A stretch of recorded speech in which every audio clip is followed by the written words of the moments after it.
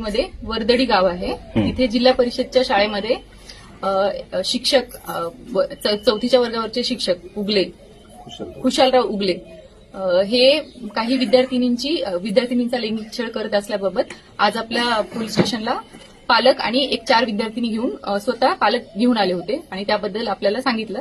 त्यामुळे आपण त्या अंतर्गत आपण गुन्हा दाखल केलेला आहे. BNS 64, 65 आणि 75. BNS 64 2, 65 2, 75 1, POCSO 4, 6, 8, 10, 12.